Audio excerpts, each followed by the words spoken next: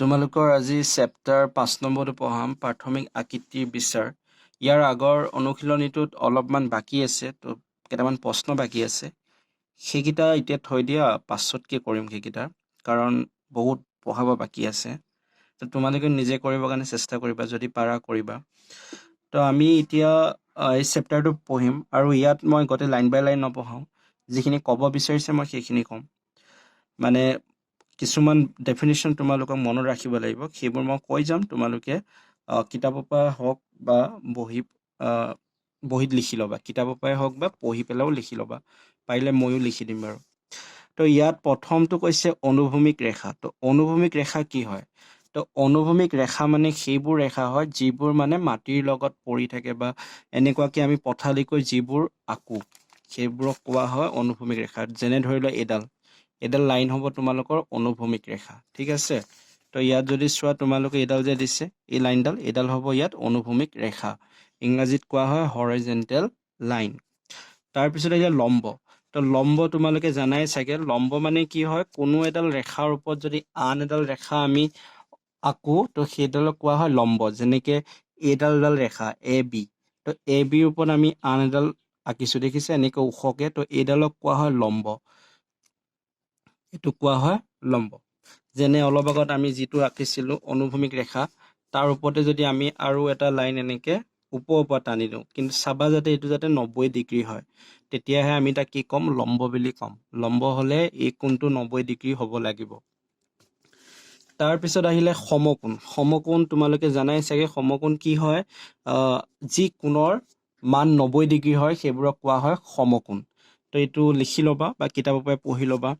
তাৰপিছত আহিছে যি কোণৰ মাপ 90তকৈ সৰু, তাক কোৱা হয় সূক্ষ্মকোণ। মানে যিবোৰ কোণ 90 ডিগ্ৰীতকৈ কম হয়, যেনে 60, 70, 50, 40, 51, 52, এইবোৰ হ'ল তোমালোকৰ সূক্ষ্মকোণ। তাৰপৰা আহিলে সৰল কোণ। তো সৰল কোণ কি হয়?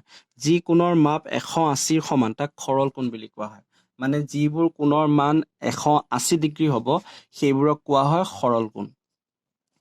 তাৰপিছত আহিব তোমালোকৰ স্থলকোণ। স্থলকোণ কি হয়? কিতাপত লিখিয়ে দিছে ধুনীয়াকৈ, খালি পঢ়িব লাগে, মনত ৰাখিব লাগে। যি কোণৰ মান 90 আৰু 180ৰ মাজত থাকে সেইবোৰক স্থলকোণ বুলি কোৱা হয়।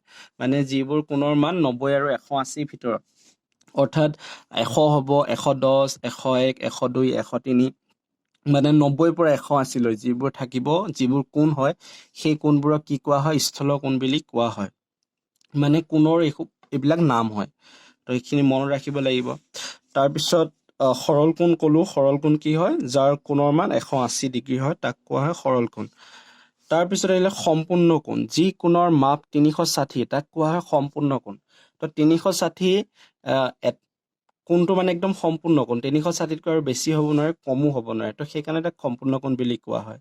যেনে ধৰি লোৱা বস্তু এটা আছে বা পইণ্ট এটা আছে, দশমিক এটা আছে, ইয়াৰ চাৰিওফালৰ গোটেই কোণটোকে আমি সম্পূৰ্ণ কোণ বুলি ক'ব পাৰিম, বা সেইটোৱে হ'ব আমাৰ বাবে 360 ডিগ্ৰী। তাৰপিছত আহিছে প্ৰবৃদ্ধি কোণ। প্ৰবৃদ্ধি কোণ কি হয়? 180তকৈ ডাঙৰ কিন্তু 360তকৈ সৰু, তো তেনেকুৱা কোণবোৰক কোৱা হয় প্ৰবৃদ্ধ কোণ। মানে 180 আৰু 360ৰ ভিতৰত যিবোৰ কোণ পাম, সেই কোণবোৰ হৈছে আমাৰ কাৰণে প্ৰবৃদ্ধি কোণ। তো এই গোটেইখিনি মনত ৰাখিবা বা বহীত লিখি ল'বা। সমকোণ, সৰল কোণ, স্থলকোণ, সূক্ষ্ম কোণ, প্ৰবৃদ্ধি কোণ আৰু সম্পূৰ্ণ কোণ। মই লিখি দিম বাৰু, লিখি পেলাই ফটো মাৰি দিম, তাৰ পৰা লিখি ল'ব। তাৰপিছত আহিলে বাকী এইবোৰ উদাহৰণ ইমান আমাক দৰকাৰ নাই, খালি মেইন কথাকেইটা জানিলেই হ'ল, কোনকেইটা কাক কি কয়। তাৰপিছত আহিলে এটা আছে আমাৰ বিপৰীত কোণ। তো ইয়াত যদি চোৱা, ইয়াত দুডাল ৰেখা আছে, এ বি এডাল ৰেখা, ডি চি এডাল ৰেখা। এই ৰেখা দুডালে ক'ত কাটিছে? অ বিন্দুটোত কাটিছে। তো ইয়াত যদি চোৱা, এই কোণটো একদম এই কোণটোৰ একে সম্পূৰ্ণ বিপৰীত হয়, একে লগ লাগি আছে। তো এনেকুৱা কোণবোৰক কোৱা হয় বিপৰীত কোণ। বা এইটো যদি আমি কোণ আঁকো, এইখিনিতো যদি এটা কোণ আঁকো, এই কোণটো ইয়াৰ লগত কি হ'ব? বিপৰীত কোণ। তো এইটোকে কোৱা হয় বিপৰীত কোণ। ইয়াত চোৱা, এ অ চি আৰু বি অ ডি এটাক আনটোৰ বিপৰীত কোণ বোলে। তেনেদৰে এ অ ডি আৰু বি অ চিকো বিপৰীত কোণ বোলে। একদম লগ লাগি থকা কোণকেইটা বিপৰীত ফালে, সেইকেইটা কোৱা হয় বিপৰীত কোণ, ঠিক আছে। তাৰপিছত আহিব আমাৰ ছেদক। তো ছেদক কি হয় চোৱা, তোমালোকে সৰল ৰেখা, সমান্তৰাল ৰেখা মানে শুনিছা নাই আগতে গম নাপাওঁ, মই কৈ দিছোঁ। সমান্তৰাল ৰেখা কি হয়, যিবোৰ এনেকুৱাকে থাকে সমান সমান দূৰত্ব দুডাল ৰেখা থাকে সেইবোৰক কোৱা হয় সমান্তৰাল ৰেখা। তো এনেকুৱা সমান্তৰাল ৰেখা দুডালক যেতিয়া আন এডাল ৰেখাই এনেকৈ কাটে তেতিয়াহ'লে এই ৰেখাডালক কোৱা হয় ছেদক। তো এইটো সমান্তৰাল ৰেখাই যে হ'ব লাগিব তেনেকুৱা কোনো কথা নাই, কেতিয়াবা সমান্তৰাল নহ'লেও কাটে, তো সেইডালকো আমি ছেদক বুলি ক'ম। বা ছেদক বুলি ক'লে তোমালোকে ক'ব পাৰা দুডাল ৰেখাক বা তাতকৈ বেছি ৰেখাক যদি কোনো এডাল ৰেখাই কটাকটি কৰে তেতিয়াহ'লে সেই ৰেখাডালক ছেদক বুলি কোৱা হ'ব। তো ইয়াত যদি চোৱা, কিতাপত যদি চোৱা, চিত্ৰ এ বি ৰেখাডাল এল আৰু এম ৰেখাডালক কাটিছে আৰু ই পি আৰু কিউ দুটা বেলেগ বেলেগ বিন্দুত কাটিছে। ইয়াত দুডাল ৰেখা এল আৰু এম, তো এই ৰেখা দুডালক ক'ত কাটিছে, এটাত কাটিছে পি বিন্দুত, এটাত কাটিছে কিউ বিন্দুত। তো এনেকুৱা ৰেখাবোৰক কোৱা হয় ছেদক বুলি কোৱা হয়। তাৰপিছত ইয়াত যদি চোৱা, এই চিত্ৰটোত চোৱা, ইয়াত পি আৰু কিউ এই বিন্দুত কাটিছে, চি ডি ৰেখাডালো ইহঁতৰ মাজেৰে গুচি গ'ল, যিটো বিন্দুত কাটিছে সেই বিন্দুতে গুচি গ'ল। তো ইয়াত তোমালোকে চি ডিটোক ছেদক বুলি ক'ব নোৱাৰিবা। কিহৰ কাৰণে, দুডাল ৰেখা আছে পি কিউ, এই পি কিউ এইখিনি কাটিছে, হয় নহয়? ইহঁতৰ এই কাটা বিন্দুটোৰ মাজেৰে চি ডি এনেকে যদি গুচি যায়, এডাল ৰেখা যদি গুচি যায়, তেতিয়াহ'লে তোমালোকে এডালক ছেদক ক'ব নোৱাৰিবা। এইটো নাম হ'ব তোমালোকৰ এক বিন্দুগামী। এইটো চোৱা শব্দটো এক বিন্দুগামী। যদি এটা বিন্দুতে চব ৰেখা আহি পেলাই লগ লাগে সেইবোৰক ক'ব এক বিন্দুগামী। ছেদক হ'বৰ কাৰণে এইদৰে দুডাল ৰেখাৰ মাজেৰে কটাকটি কৰিব লাগিব, তেতিয়া আমি সিহঁতক ছেদক বুলি ক'ব পাৰিম। তো সেইখিনি কথা আছিলে, মানে তোমালোকক প্ৰথমতে চিনাকি কৰাইছে বস্তুবিলাকৰ লগত, তাৰপিছত অংক দিব, আমি অনুশীলনী কৰিম। তাৰপিছত হ'লে বিভিন্ন কোণৰ নামো থাকে, বা বিভিন্ন ধৰণৰ কোণ আছে। সূক্ষ্ম কোণ বা সৰল কোণ বা সমকোণটো পাইছাই, আৰু বেলেগ টাইপৰ কেইটামান কোণ আছে, যেনে ধৰি লোৱা সন্নিহিত কোণ। সন্নিহিত কোণ মানে কি হৈছে, ইয়াত যদি চোৱা এইটো এটা কোণ এ অ' বি, বি অ' চি, তো এইটো এটা কোণ, এইটো এটা কোণ। এই কোণ দুটাত চোৱা এডাল কমন বাহু আছে, অ' বি বাহুটো এই কোণটোতো আছে আৰু অ' বি বাহুডাল এই কোণটোতো আছে। তো এনেকুৱা যদি দুটা কোণ থাকে য'ত এটা বাহু দুইটা কোণতে থাকে তেতিয়াহ'লে তাক কোৱা হয় সন্নিহিত কোণ। মানে এই কোণটো ইয়াৰ লগত কি হ'ব, সন্নিহিত কোণ। তো এইখিনিত পঢ়ি চাব পাৰা অকণমান। কাষৰ চিত্ৰত অ' বি ৰেখাৰ একেটা বিন্দুত শীৰ্ষ হিচাপে লৈ দুটা কোণ আছে, এ অ' বি আৰু বি অ' চি। সিহঁতৰ সাধাৰণ বাহু এডাল অ' বি, এনেদৰে লগ লাগি থকা দুটা কোণক সন্নিহিত কোণ বুলি কোৱা হয়। মানে যদিহে এইদৰে দুটা কোণ লগ লাগি থাকে য'ত এডাল সাধাৰণ বাহু থাকে, তো তেতিয়াহ'লে কোণ দুটা কোৱা হয় সন্নিহিত কোণ। তাৰপৰা আহিলে পূৰক কোণ। তো পূৰক কোণ কি হৈছে, যদি দুটা কোণৰ যোগফল 90 ডিগ্ৰী হয় তেতিয়াহ'লে সিহঁতক ক'ব পূৰক কোণ। ঠিক আছে, তো ইয়াত যদি চোৱা এইটো এটা কোণ, এইটো এটা কোণ, যদি দুইটা কোণ লগ লগাওঁতে আমি 90 ডিগ্ৰী পাওঁ তেতিয়াহ'লে এটা কোণটোৰ কি ক'ব, পূৰক কোণ বুলি ক'ব। তাৰপিছত আহিলে সম্পূৰক কোণ। সম্পূৰক কোণো সেই পূৰক কোণৰ নিচিনাকৈ, যিদৰে পূৰক কোণত দুটা কোণ লগ লাগিলে 90 ডিগ্ৰী হয়, ঠিক তেনেদৰে সম্পূৰক কোণত কি হয়, যদি দুটা কোণৰ যোগফল 180 ডিগ্ৰী হয় তেতিয়াহ'লে সেই কোণ দুটাক এটা আনটোৰ সম্পূৰক কোণ বুলি কোৱা হয়। যেনে এই দুটা কোণ, তো এই কোণটো আৰু এই কোণটো দুইটা লগ লগাই দিলে বা যোগ কৰিলে যদি 180 ডিগ্ৰী পাওঁ তেতিয়াহ'লে এটা আনটোৰ কি ক'ব, সম্পূৰক কোণ বুলি ক'ব। তাৰপিছত আহিলে ৰৈখিক জোৰ। যদি দুটা কোণ সন্নিহিত আৰু এটা আনটোৰ সম্পূৰক তেন্তে কোণ দুটাক একেলগে এটা ৰৈখিক জোৰ বুলি ক'ব। তো এই ৰৈখিক জোৰটো সম্পূৰক কোণৰ নিচিনাই। এই ৰৈখিক জোৰটোত কি হয়, তোমালোকৰ ইয়াতো যদি দুটা কোণৰ যোগফল 180 ডিগ্ৰী হয় তেতিয়াহ'লে ইহঁতক আমি ৰৈখিক জোৰ বুলি ক'ম। বা যদি তোমালোকে এনেকুৱা এটা লাইন এডাল টানিলা, লাইন টানিলা, ঠিক আছে, তো এই লাইনডাল যে টানিলা, এই লাইনডালৰ এটা ফালৰ এই এটা চাইডৰ যিখিনি কোণ হ'ব, এই গোটেইখিনি কোণকে তোমালোকৰ ৰৈখিক জোৰ বুলি ক'ব পাৰা। কাৰণ এটা চাইডৰ কোণ সদায় 180 ডিগ্ৰী হয়, কাৰণ গোটেই সম্পূৰ্ণটোৰ কোণ কি হয়, 360 ডিগ্ৰী হয়। তেতিয়াহ'লে এটা চাইডৰ কোণ কিমান হ'ব, 180 ডিগ্ৰী হ'ব। তো এনেকুৱা যিবোৰ কোণৰ মান 180 ডিগ্ৰী হয়, তো সেইবোৰক আমি ৰৈখিক জোৰ বুলিও ক'ব পাৰোঁ। ঠিক আছে, তো কুৱেশ্যনটোৰ ওপৰত নিৰ্ভৰ কৰিব আমাক কি সুধিব।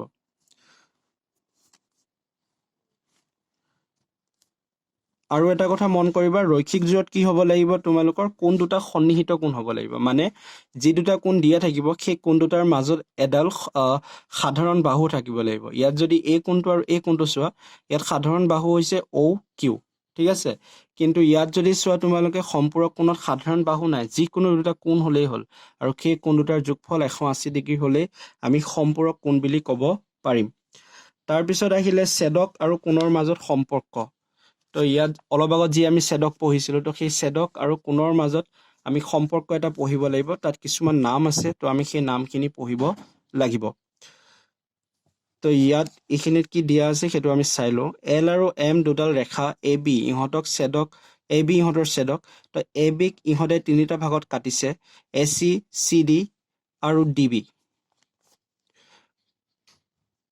এল আৰু এমৰ ভিতৰৰ ফালে চি ডিয়ে 4টা কোণ কৰিছে এক্স ৱাই জেড ডব্লিউ তো ইয়াত চোৱা কৈছে কি তোমালোকক এই দুডাল হ'ল তোমালোকৰ দুডাল ৰেখা এল আৰু এম তো এল আৰু এম ৰেখাডালক কোনে কাটিছে এ বিয়ে কাটিছে কিহত কাটিছে চি বিন্দু আৰু ডি বিন্দুত কাটিছে তো চি আৰু ডি বিন্দুত এ বিয়ে এল আৰু এমক কটাৰ লগতে তিনিটা অংশ হৈ যাব এ বি ৰেখাডাল এইটো কৰা হ'ল এ চি আৰু এইটো কৰা হ'ল ডি চি আৰু এইটো কৰা হ'ল ডি বি এতিয়া এই ৰেখাডালে যে এল আৰু এমক কাটিলে তাত আমি কিছুমান নাম দিব পাৰোঁ আমি যদি নিজৰ মতেও আঁকিবলৈ যাওঁ ধৰি লোৱা এই দুডাল হ'ল ৰেখা এল আৰু এম তো ইয়াত এডাল হ'ল আমাৰ ছেদক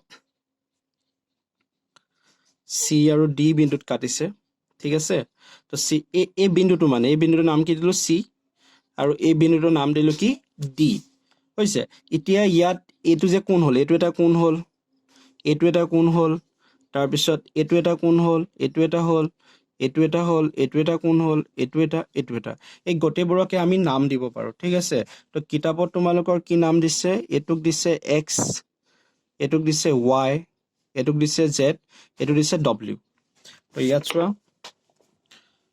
এক্স ৱাই জেড ডব্লিউ তো এনেকুৱা যিবোৰ কোণ যদি দুডাল ৰেখাক এডাল ৰেখাই কটাকটি কৰাৰ পিছত মানে ছেদক এডালে কটাকটি কৰাৰ পিছত এই ভিতৰৰ ফালে যিকেইটা কোণ থাকিব সেই কোণকেইটাক ক'ব তোমালোকৰ অন্তকোণ হৈছে তো সেই কোণকেইটা হ'ব তোমালোকৰ অন্তকোণ তাৰপিছত বাহিৰৰ ফালে যিকেইটা কোণ থাকিব মানে বাহিৰৰ ফালে কোণকেইটা মানে এইকেইটা কোণ এইটো এটা বাহিৰত আছে কাৰণ ভিতৰৰ অংশটো এইটো হ'ব তো বাহিৰৰ অংশটো কি হ'ব এইটো আৰু এইটো ইফালে এইটো আৰু এইটো কিতাপত যদি চোৱা ইয়াত চোৱা এইটো হ'ল এক্স ৱাই জেড ডব্লিউ এইখিনি অন্তকোণ বাহিৰত কি কি আছে পি কিউ আৰ এছ তো এইকেইটাক ক'ব তোমালোকৰ বহিকোণ হৈছে তাৰমানে কি যদিহে এডাল ছেদকে দুডাল ৰেখাক কটাকটি কৰে তেতিয়াহ'লে তাত আমি অন্তকোণ আৰু বহিকোণ পাওঁ ভিতৰৰ ফালে যিকেইটা কোণ হয় সেইকেইটাক অন্তকোণ বুলি কোৱা হয় আৰু বাহিৰৰ ফালে থকাকেইটাক বহিকোণ বুলি কোৱা হয় তো ইহঁতৰ ভিতৰতে এই কোণকেইটাৰ ভিতৰতে আকৌ কিছুমান সম্পৰ্ক আছে ইহঁতৰ নিজৰ মাজত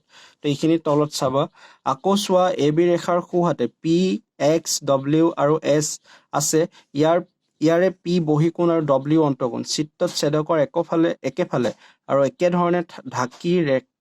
একেধৰণে থাকি ৰেখা দুটাৰ লগত কৰা কোণ ইহঁতক অনুৰূপ কোণ বুলি কোৱা হয় তো ইহঁতৰ মাজত এটা অনুৰূপ কোণ আছে তো অনুৰূপ কোণবোৰ মই দেখাই আছো চোৱা তো এইডাল যে তোমালোকে ৰেখা টানিলা এইডাল ৰেখাৰ ওপৰত এই কোণটো আৰু এই কোণটো একে নহয়নে তুলনা কৰি চোৱাচোন ধৰি লোৱা এইটো এটা বেলেগ অংশ এইটো এটা বেলেগ অংশ মই যদি এক্সট্ৰাকে আঁকো দুইটা বস্তু যদি এক্সট্ৰাকৈ অঁকা হয় ধৰি লোৱা এই দুডাল ৰেখা আছিলে তো ইহঁতে কাটিলে তো এইটো নাম দিলা এক্স এইটো দিলা ৱাই এইটো হ'ল জেড এইটো হ'ল ডব্লিউ এইটো হ'ল পি এইটো হ'ল কিউ এইটো হ'ল আৰ এইটো হ'ল এছ তো এতিয়া এইটো এটা বেলেগ অংশ এইটো এটা বেলেগ অংশ বুলি ধৰি লোৱা তেতিয়াহ'লে এই কোণটোৰ লগত এই কোণটো সমান নহ'ব জানো নিশ্চয় হ'ব হৈছে তাৰপিছত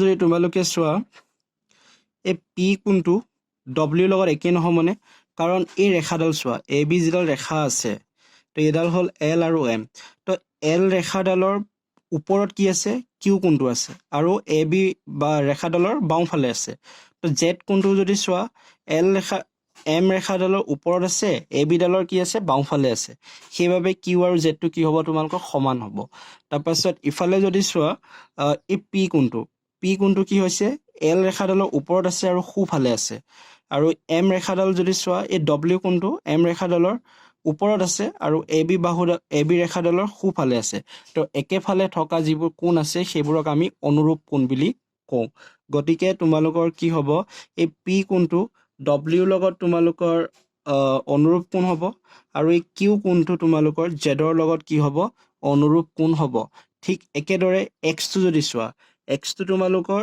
S ৰ লগত অনুৰূপ কোণ হ'ব কিহৰ কাৰণে X টো তলৰ ফালে আছে আৰু সোঁফালে আছে ইয়াত Z টো তোমালোকৰ তলৰ ফালে আছে আৰু সোঁফালে আছে ঠিক তেনেদৰে Y টো তোমালোকৰ R ৰ লগত কি হ'ব অনুৰূপ কোণ হ'ব কিয়নো Y টো তোমালোকৰ এই ৰেখাডালৰ তলত আছে R টো ৰেখাডালৰ তলত আছে Y টো বাওঁফালে আছে R টো কি হৈছে বাওঁফালে আছে তো এনেকুৱা কোণবোৰক কি কোৱা হয় অনুৰূপ কোণ বুলি কোৱা হয় ইয়াত চোৱা X আৰু S কোণ দুটা অনুৰূপ কোণ Q আৰু Z কোণ দুটা অনুৰূপ কোণ Y আৰু R কোণ দুটা কি হয় অনুৰূপ কোণ হয় ঠিক আছে তো এইখিনিত আহিলে আমাৰ অনুৰূপ কোণ তাৰ পিছত হ'ল একান্তৰ কোণ তো একান্তৰ কোণ কি হয় তো একান্তৰ কোণ যদি চোৱা একান্তৰ কোণৰ অৰ্থটো হ'ল বেকাকৈ থকা কোণবোৰ যেনেকৈ X ৰ বেকাকে কি আছে Z Y বেকাকৈ কি আছে W গতিকে X ৰ লগত Z টো হ'ব একান্তৰ কোণ Y ৰ লগত W টো হ'ব তোমালোকৰ একান্তৰ কোণ তাৰ পিছত ইফালে যদি চোৱা Q আৰু S Q টোৰ লগত S টো বেকাকে আছে R টোৰ লগত P টো বেকাকে আছে গতিকে Q আৰু S টো হ'ব তোমালোকৰ একান্তৰ কোণ আৰু R আৰু P টো হ'ব তোমালোকৰ একান্তৰ কোণ তো ইয়াত চোৱা চিত্ৰ 3ত X Y Z W অন্তঃকোণ এইকেইটাৰ ভিতৰত X আৰু Z ছেদকটোৰ বিপৰীত পিনে আছে X আৰু Z কোণ দুটাক একান্তৰ কোণ বুলি কোৱা হয় সেইদৰে Y আৰু W কোণ দুটাকো একান্তৰ কোণ বুলি কোৱা হয় হৈছে ইয়াত খালি তোমালোকৰ ভিতৰৰ কিটাকে কৈছে একান্তৰ কোণত বাহিৰৰ কিটাৰ কথা কোৱা নাই সেইটো ক্লাছ 7ত পাবা তো এতিয়া এইটো জানি থৈ দিয়া যে বিপৰীত ফালে থকা মানে বেকাকৈ থাকিব লাগিব X টো Z ৰ লগত আৰু Y টো W লগত কি হ'ব একান্তৰ কোণ হ'ব তাৰ পিছত আহিলে সমান্তৰাল ৰেখা আৰু ছেদক তো এইটো অলপ আগত আমি যিটো পঢ়ি আহিলো সেইটো লগত একেই খালি পাৰ্থক্যটো হ'ল ইয়াৰ আগত আমি যি দুডাল ৰেখা লৈছিলো সেই ৰেখা দুডাল কি নাছিলে সমান্তৰাল নাছিলে তো এতিয়া আমি যি দুডাল ৰেখা ল'ম সেই ৰেখা দুডাল আমাৰ কি হ'ব সমান্তৰাল হ'ব গতিকে একেখিনিকে আমি আকৌ বাৰে বাৰে পঢ়িব লাগিব এতিয়া খালি পাৰ্থক্যটো কি ৰেখা দুডাল বেলেগ হ'ব অলপ আগত সমান্তৰাল লোৱা নাছিলো বা সমান্তৰাল কিতাপখনত দিয়া নাছিলে এবাৰ সমান্তৰাল দি পেলাই কৈছে তো ইয়াত কি কৈছে AB আৰু CD দুডাল সমান্তৰাল ৰেখা মানে AB এইটো AB আৰু এডাল হ'ল CD ৰেখা তো এই দুইডাল ৰেখা কি হয় সমান্তৰাল হয় আৰু PQ ইয়াত কি কৰিছে ছেদক হয় মানে AB আৰু CD ৰেখা দুডালক কাটিছে কোনে কাটিছে PQ কাটিছে আৰু PQ কটাৰ বাবে কি ক'ম আমি ছেদক বুলি ক'ম তো ইয়াতো ঠিক তেনেদৰে ইয়াত কি হ'ব Y লগত S টো কি হ'ব অনুৰূপ কোণ X ৰ লগত P টো অনুৰূপ কোণ Z ৰ লগত R টো অনুৰূপ কোণ W লগত Q টো অনুৰূপ কোণ তাৰ পিছত আকৌ একান্তৰ কোণ যদি আহে S ৰ লগত W একান্তৰ কোণ Z ৰ লগত P টো একান্তৰ কোণ তো সেই একেখিনি কথাকে ইয়াত কৈছে ইয়াত চোৱা X আৰু P W আৰু Q Y আৰু S Z আৰু R তো ইয়াত এইকেইটা অনুৰূপ কোণ হৈছে এইকেইটা মই অলৰেডি ক'লো এইকেইটা অনুৰূপ কোণ তাৰপিছত একান্তৰ কোণৰ কথা যদি কয় X আৰু P কোন মাপৰ সহায়ত জুখি চালে পাবা যে X সমান P W সমান Q X তো এইকেইটা আমাক চাব দিছে জুখি চাব দিছে জুখি চাই পেলাই মানে আমি সমান হয় নহয় সেইটো চেক কৰিব দিছে হয় এইটো চেক কৰি থাকিব নালাগে সমান হয় তোমালোকে মানে এইটো সূত্ৰ হয় আৰু অলপ আগত পাই আহিছা হয় নহয় গতিকে একেখিনি কথাই তাৰপিছত কি কৈছে যদি দুডাল সমান্তৰাল ৰেখাক এডাল ৰেখাই কাটে তেন্তে ইয়াৰ অনুৰূপ কোণবোৰ সমান তো এইটো ক'লোৱে মই হয় নহয় যদিহে দুডাল সমান্তৰাল ৰেখাক এডাল ৰেখাই কাটে তেন্তে ইয়াৰ অনুৰূপ কোণবোৰ কি হ'ব সদায় সমান হ'ব ঠিক তেনেদৰে একান্তৰ কোণবোৰো কি হ'ব তোমালোকৰ সমান হ'ব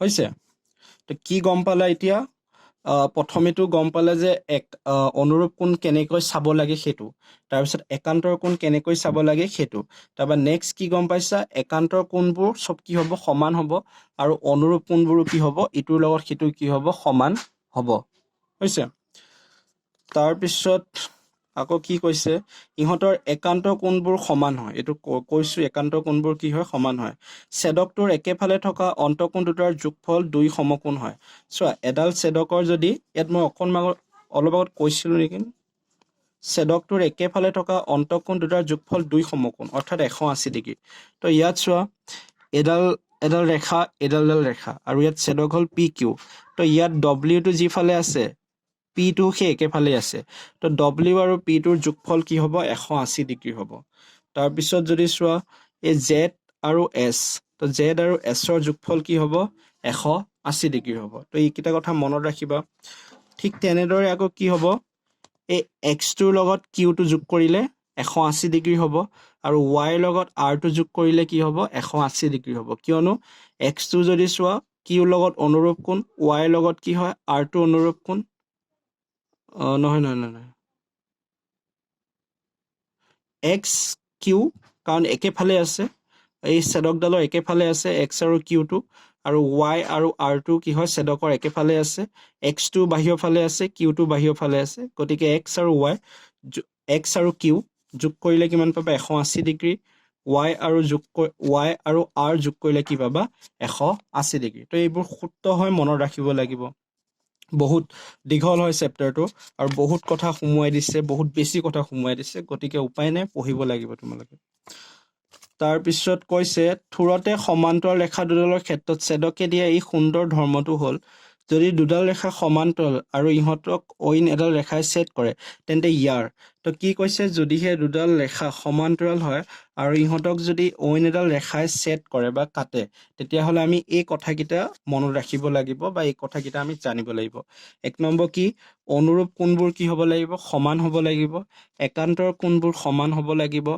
ছেদকৰ একেপিনে থকা অন্তঃকোণ দুটাৰ সমষ্টি 2 সমকোণ এই অলপ আগত ক'লো ন ছেদকৰ একেফালে থকা ডব্লিউ আৰু পি এই দুটা অন্তঃকোণ হয় ভিতৰত আছে অন্তঃকোণ তো ইহঁত দুটাৰ যোগফল কি হয় 2 সমকোণ অৰ্থাৎ 180 ডিগ্ৰী ঠিক তেনেদৰে ছেদকৰ একেপিনে থকা বহিকোণ দুটাৰ সমষ্টি 2 সমকোণ তো এইডাল হ'ল ছেদক পি আৰু কিউ ইয়াৰ বাহিৰৰ ফালে থকা এক্স আৰু কিউ আছে একেপিনে আছে সোঁফালে আছে তো এক্স আৰু কিউৰ যোগফল 180 ডিগ্ৰী বা ৱাই আৰু আৰৰ যোগফল 180 ডিগ্ৰী হ'ব তো সেইখিনি কথা আছিলে তাৰপিছত এই সামন্তৰিক কাক বোলে মনত পেলোৱা যি সামন্তৰিকৰ কথা কৈছে যি চতুৰ্ভুজৰ বিপৰীত বাহু দুটা সমান্তৰাল তাক সামন্তৰিক বুলি কোৱা হয় তো সামন্তৰিক মানে কি হৈছে এনেকুৱা এটা চতুৰ্ভুজ মানে চাৰিটা বাহু থকা চিত্ৰবোৰক আমি চতুৰ্ভুজ বুলি কওঁ তো যদিহে ইয়াৰ বিপৰীত বাহুবোৰ সমান হয় তো এই বাহুটোৰ লগত যদি এই বাহুটো সমান্তৰাল হয় সমান নহয় সমান্তৰাল তো এই বাহুটোৰ লগত যদি এই বাহুটো সমান্তৰাল হয় আৰু এই বাহুটোৰ লগত যদি এই বাহুটো সমান্তৰাল হয়